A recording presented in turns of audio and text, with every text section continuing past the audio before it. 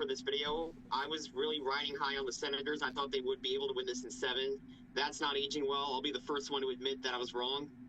Uh, we're down 3-0. I think we're just getting ready for the end, to be honest with you. I think the Sens will be lucky if they can take game 4. I just think the confidence right now with the Senators losing 2 in overtime, the confidence is so low. I mean, I don't know where they start at this point. Is it a bit of like, hey, we were that close and like this is our first time in the playoffs?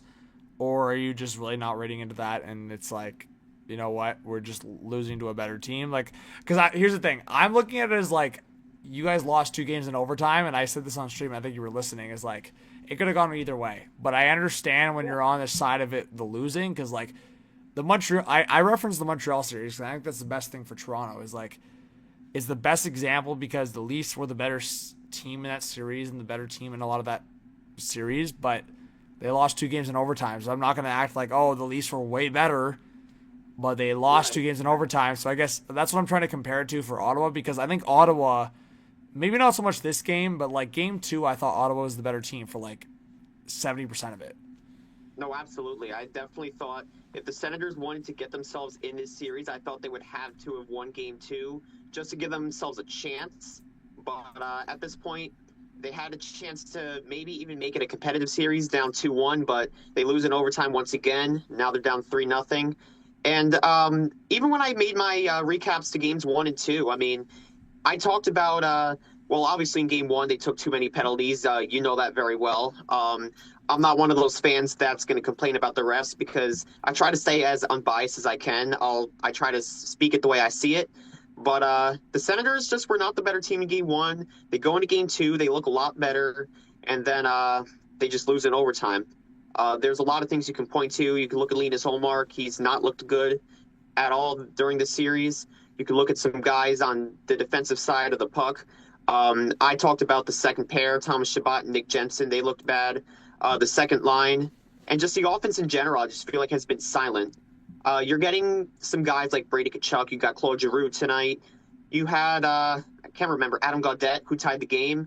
So you're getting offense from some guys, but it's just not enough. And the Toronto Maple Leafs, they're just showing that they're the better team. They're the far more experienced team, and that's why they're up 3-0. They've been in these moments, and they're just showing that they're the far more superior team over the Senators at this point. Yeah, Jack, I think that's a good way to put it, honestly. And I'm saying this very much as like a Leaf fan that's been in it, but also just as someone that's evaluated the league for the last 7-8 years. But like, right, it's so accurate because like, here's the thing: the Sens were a wagon back in like 17, like 16, 17, 18, like around that time. Like the Sens were a great team, and obviously they were like a goal away from being in the Stanley Cup final in 17. But here's the thing. What you just said is so accurate, and people forget that. Like, as much as the Leafs have been a joke and they've been in like an embarrassment in the playoffs for so many years, like, that's experience, that's pain. Like this is like a lot of the same team, a lot of the same core, and like after a certain amount of time, you're gonna feel that experience, and the team's been built up. Like the Sens, there's certain guys here that like that's why I related to the Leafs. Like Jake Sanderson is the best example of that.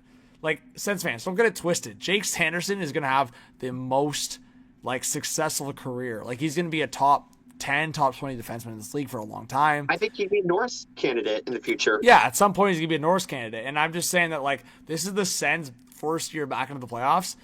And at the end of the day, the series is not over, so anything can happen.